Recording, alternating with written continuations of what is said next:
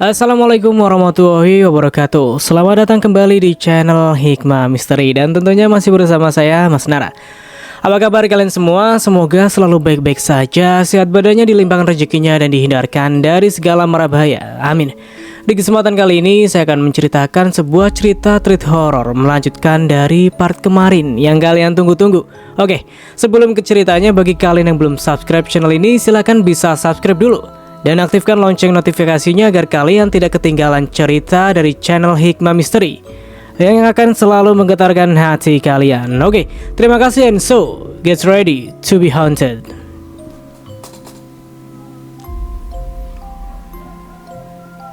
Hendra yang dijadikan saksi atas tewasnya Mak Bandot ikut ke kantor polisi, sedangkan dokter menuju rumah sakit untuk mengawasi Bandot.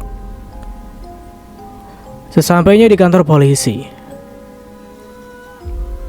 Hendra dimintai keterangan. Sebelumnya Hendra juga minta kepada polisi agar menghubungi orang tua Rati untuk dijadikan saksi lain. Komandan polisi menyetujui, kemudian menyetujui menjemput orang tua Rati ke rumahnya. Beberapa jam kemudian, sampailah orang tua Rati ke kantor polisi untuk melihat Hendra. Mereka terus menghampiri. "Nak Hendra, ada apa? Mengapa kamu ditangkap?" tanya Ibu Rati cemas. "Gak apa-apa, Bu. Saya hanya jadi saksi. Nanti kita dengar keterangan polisi dulu. Ini juga ada kaitannya dengan Rati, Bu," jelas Hendra. "Benarkah Rati sudah ditemukan? Lalu bagaimana keadaannya?" Giliran Bapak Rati yang bertanya. Hendra menundukkan kepalanya, tidak tahu harus bagaimana mengatakannya. Hendra takut orang tua Rati akan terguncang mendengar cerita tentang Rati. "Katakanlah Hendra, di mana Rati sekarang?" desak Ibu Rati mengguncang-guncang tubuh Hendra. "Bu, Pak, Rati sudah meninggal," ucap Hendra pelan namun terdengar syok di telinga keduanya. "Apa? Ya Allah, Rati!" isak Ibu Rati menahan sedih. Bapak segera memeluk Ibu Rati. Beliau juga tak kalah sedih. Dadanya bergemuruh, menahan sesak. Sesekali air matanya juga mengalir. Akan tetapi, segera cepat dihapusnya karena malu dilihat orang-orang. "Pak, anak kita sudah meninggalkan kita. Rati sudah pergi untuk selamanya. Hati ibu sakit, Pak," tangis ibu di pelukan suaminya. "Iya, Bu, Bapak juga sedih. Namun alhamdulillah, kalau sekarang kita sudah tahu keadaan Rati yang sebenarnya. Kita tunggu polisi saja yang berbicara, Bu," hibur Bapak mengelus punggung ibu. Hendra juga tak kuasa melihat kesedihan orang tua Rati. Di balik kesedihan itu, Hendra sudah berjanji pada Rati akan menjaga orang tuanya. Jadi, Hendra harus menunjukkan sikap yang tegar. Beberapa polisi terlihat memasuki kantor. Pemimpinnya duduk menghadap Hendra dan orang tua Rati. Kemudian dimulailah sebuah interogasi. Saudara Hendra, yang saat tewasnya korban yang bernama Mak Bandot berada di satu tempat dengan korban. Setelah kita lihat dari semua bukti, saudara kami jadikan saksi.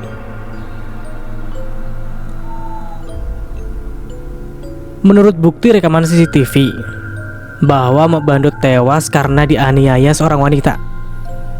Dan secara muskilnya wanita itu ternyata sudah meninggal. Saudara Hendra mengatakan kenal dengan wanita itu bernama Rati. "Benar?" tanya komandan polisi. "Benar, Pak," jawab Hendra. Ibu dan Bapak Rati saling berpandangan satu sama lain karena mereka bingung.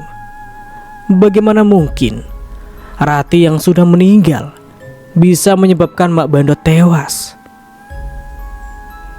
Lalu, bisa Anda jelaskan siapa Rati itu dan apa hubungannya dengan keluarga korban? Komandan polisi meminta keterangan lengkap. Rati adalah pacar saya, Pak. Setelah bertahun-tahun tidak berjumpa, saya lalu mendatangi rumahnya, yaitu orang tuanya yang duduk di sebelah saya ini. Tunjuk Hendra. Jadi, Anda berdua orang tua Rati? Benar. Iya benar Pak Polisi, sahut Bapak Rati. Bisa dijelaskan bagaimana Rati mengenal korban hingga meninggal? Ibu dan Bapak Rati pun menjelaskan dari awal Rati meminjam uang pada rentenir yang belakangan ini diketahui sebagai Mak Bandot. Selanjutnya, Rati dinikahkan dan diboyong keluarga Bandot ke kota. Namun, setelah beberapa tahun semenjak Rati menikah, dia tak pernah lagi pulang. Tak pernah kembali menjenguk kami, Pak. Dan kami juga gak tahu kemana mau mencari, karena kami gak tahu alamat atau nomor telepon, ucap Ibu Rati dengan sedih. Bapak Rati kemudian menyambung. Kemarin, sekitar 2 minggu yang lalu, akhirnya kami mendapatkan alamatnya.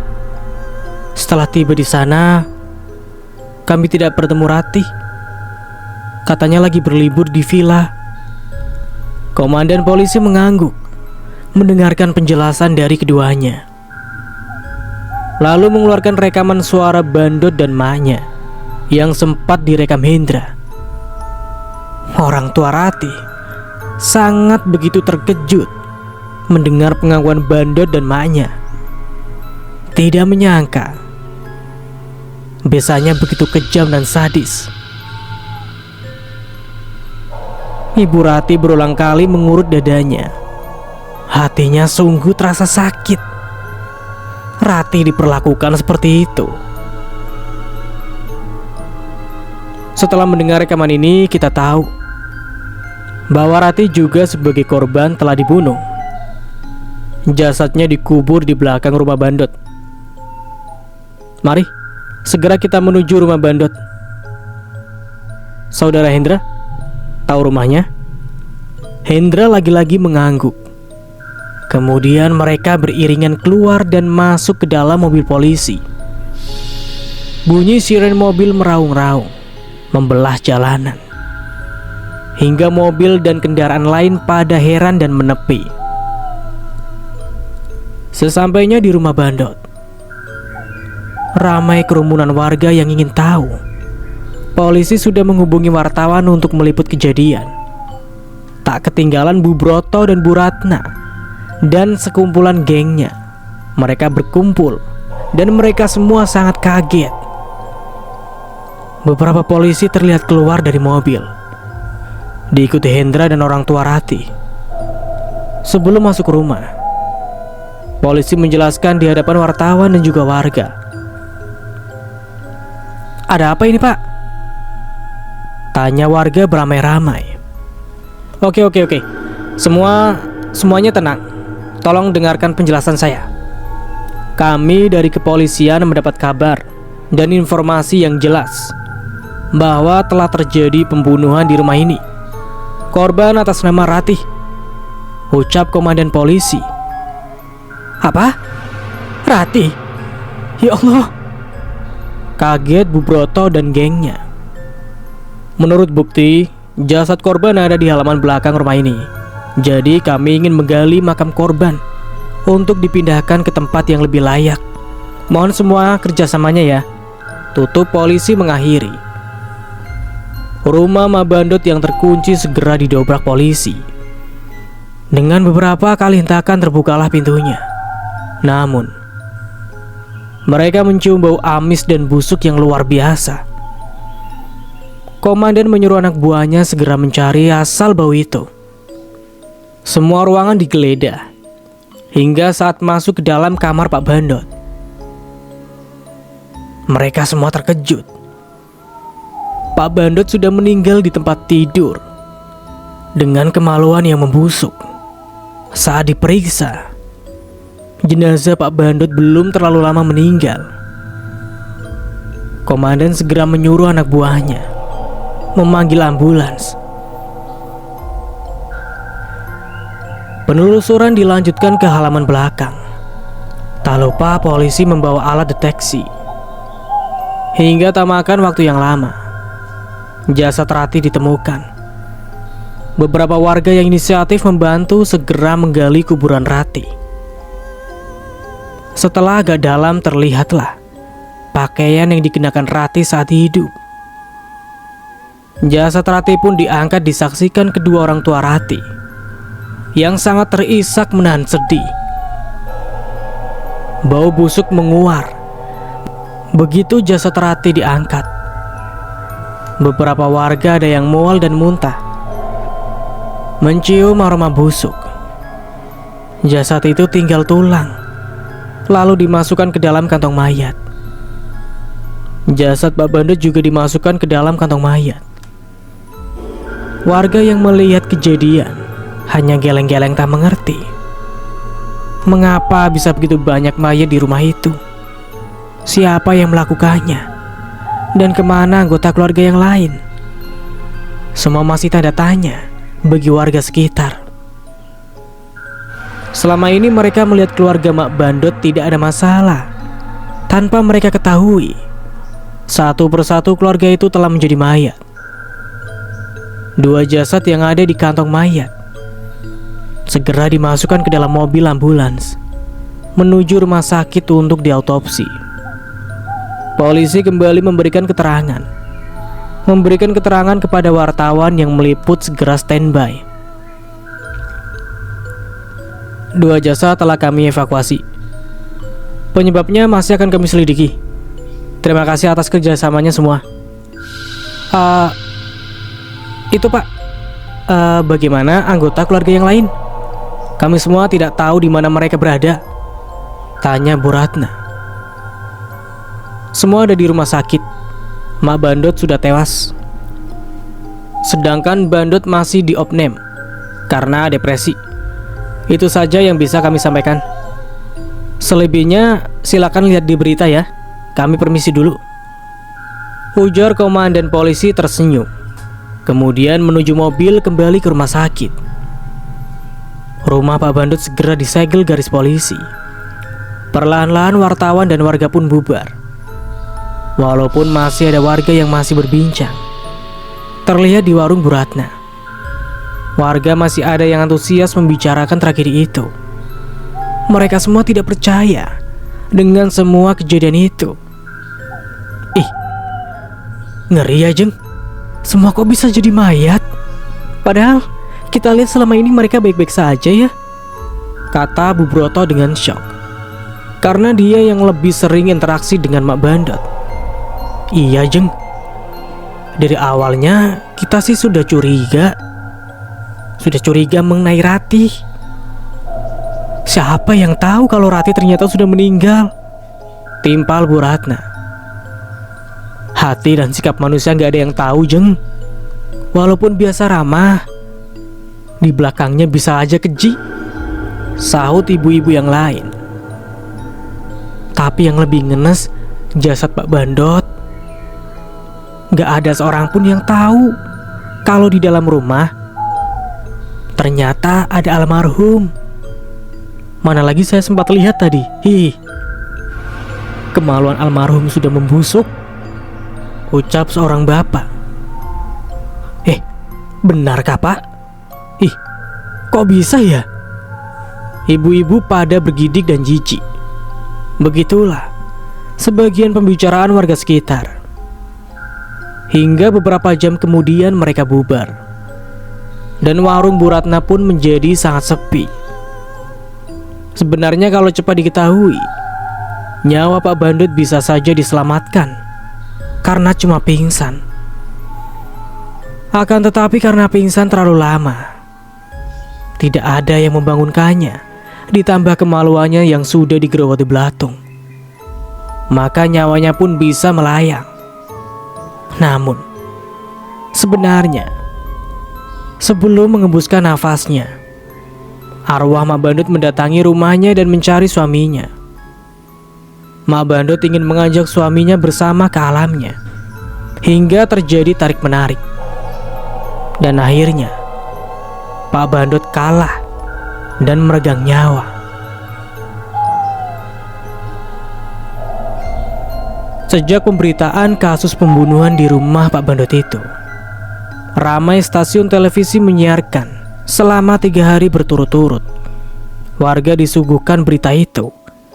Bahkan para wartawan semakin banyak yang menyambangi rumah Bandut, mewawancarai warga sekitar. Setelah jenazah Ratih yang tinggal tulang diotopsi, dokter forensik membeberkan bahwa kematian korban karena sering menerima kekerasan. Orang tua Ratih tidak terkejut karena sudah tahu dari buku Ratih. Buku itu juga sudah di tangan polisi untuk melengkapi bukti.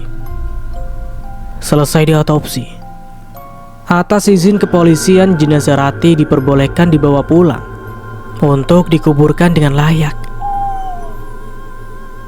Ibu bapak Ratih serta Hendra ikut ke dalam mobil ambulans untuk membawa jenazah Ratih ke rumah. Bunyi mobil siren menarik semua perhatian warga di kampung Ratih. Mereka berhamburan keluar, ingin melihat siapa gerangan yang meninggal. Saat melihat orang tua Ratih keluar dari mobil, tetangga sekitar kaget. Beramai-ramai mereka menghampiri ingin mengetahui lebih dekat. Bapak Ratih bergegas membuka pintu rumah saat mobil ambulans itu membuka pintu belakang. Jenazah Ratih yang sudah dimasukkan ke dalam peti dikeluarkan. Banyak tetangga yang turut membantu menggotong peti. Setelah masuk ke dalam rumah, banyak dari warga yang ingin bertanya, "Jeng, siapa yang meninggal?" "Anak saya, Ratih," jawab ibu Ratih menunduk sedih. "Ya Allah, yang sabar ya Jeng, kami semua turut berduka cita," ucap Bu RT Takzim. Ibu-ibu yang lain juga menghibur dengan mengelus pundak ibu Ratih. Para tetangga semakin banyak berdatangan untuk melayat ke rumah duka. Setelah beberapa jam disemayamkan di rumah, jenazah Ratih segera dibawa ke pemakaman untuk dikubur. Tiba di perkuburan, peti dibuka, kemudian mengeluarkan jenazah Ratih yang sudah terbungkus kain kafan. Hendra yang ikut turun memberi azan terakhir kali untuk almarhum Ratih. Terdengar agak serak suara Hendra karena merasakan kesedihan di dalam hati. Niat Hendra untuk mengucap ijab kabul tidak terjadi. Tapi kini Hendra malah memberi salam perpisahan pada calon istrinya di kubur. Semua yang mengantar jenazah juga ikut merasa sedih. Kuburan Ratih sudah siap, dan Ratih sudah bisa tenang di alam sana. Taburan bunga menghiasi kuburan Ratih. Pak Ustadz memimpin doa, berharap agar Ratih mendapat ampunan atas dosa-dosanya dan diberi tempat yang layak di sisinya. Para iringan pengantar jenazah pulang membubarkan diri. Kini tinggallah mereka bertiga, orang tua Ratih dan Hendra, di depan kubur Ratih. Hendra menjelaskan janjinya pada Ratih. "Pak, Bu, saya sudah berjanji pada almarhum Ratih untuk menjaga Bapak dan Ibu. Nanti bilang aja apa yang diperlukan. Saya siap membantu, jelas Hendra. Terima kasih, Nak. Sebenarnya Rati sudah ditemukan. Ini kami sudah bersyukur, Nak. Kami tidak mau merepotkan Nak Hendra lagi, ucap Bapak menolak halus. Gak apa-apa, Pak.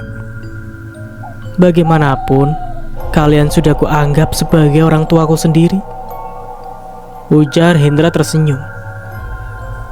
Baiklah kalau begitu. Kami ucap terima kasih banyak. Ayo, sekarang kita pulang ke rumah, ajak ibu beranjak pergi. Bapak menuntun ibu yang masih lemah karena sering syok sejak Rati ditemukan. Hendra berjalan di belakang. Saat sudah menjauh dan akan keluar dari gerbang makam, Hendra menoleh ke kuburan Rati. Hendra terkejut. Di sebelah kubur Rati terlihat sosok Rati melambai tangan dan tersenyum manis. Mas, terima kasih banyak. Selamat tinggal. Hendra mengangguk dan balas melambaikan tangannya. Begitu sosok Rati menghilang, Hendra bergegas mengejar langkah orang tua Rati yang sudah hampir sampai di luar gerbang makam. Sementara itu, Bandot yang masih terbaring di rumah sakit belum mengetahui semua keadaan yang terjadi. Akibat obat tidur yang sering diminum membuat Bandot sedikit linglung. Dokter masih memantau kondisi Bandot. Saat Bandot membuka mata, segera dokter periksa. Bandot yang setelah sadar segera mengedarkan pandangannya ke sekeliling.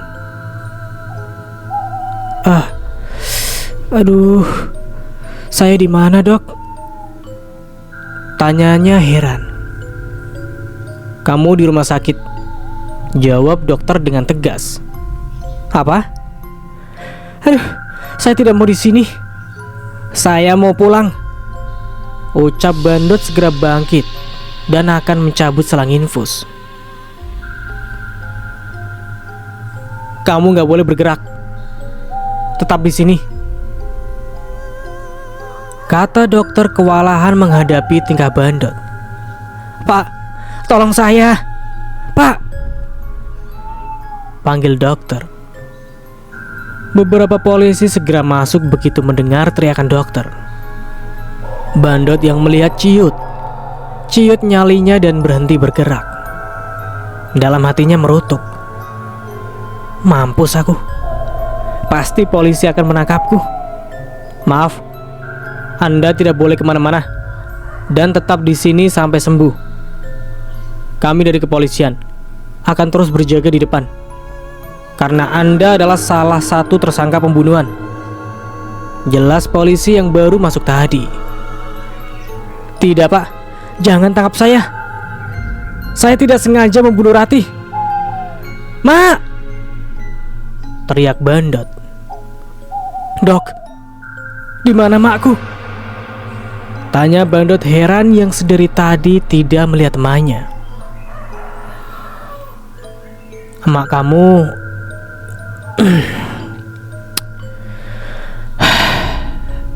emak kamu sudah tewas saat di villa, jawab dokter dengan sendu. Apa? Gak mungkin. Dokter bohong kan? Seru Bandot tak percaya. Itu benar. Bahkan kami sudah menelusuri rumah Anda untuk mencari jenazah Ratih yang sudah kalian kubur. Di saat bersamaan, kami juga menemukan jenazah bapak Anda di dalam kamar, ujar polisi menjelaskan. Apa? Mak? Bapak? Mengapa kalian meninggalkan aku sendiri? Isak Bandot menangis. Bandot terus menangis pilu. Tiba-tiba pintu kamar dibuka seseorang perawat, mengabarkan bahwa pasien yang bernama Anto kini sedang kritis. Dua orang polisi segera mengikuti perawat tadi. "Anto, apa adikku, Dok?" tanya Bandot terkejut. Dokter mengangguk. "Ada apa dengan Anto? Kenapa?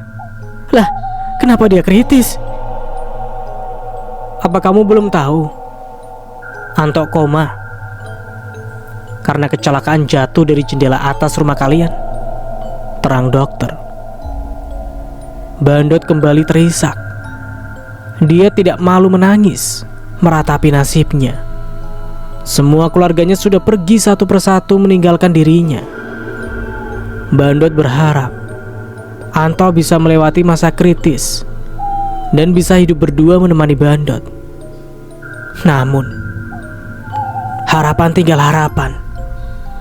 Polisi yang keluar tadi kembali ke kamar Bandot, mengabarkan bahwa Anto sudah berpulang ke rahmatullah.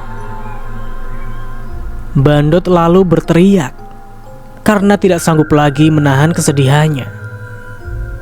Beberapa hari dipantau terus. Keadaan Bandot mulai membaik karena arwah Rati sudah tidak datang menerornya lagi. Polisi pun membawa Bandot ke penjara untuk menerima hukuman. Pengadilan menjatuhkan hukuman seumur hidup untuk Bandot. Semua dilihat dari bukti yang mengarah kekerasan beberapa tahun.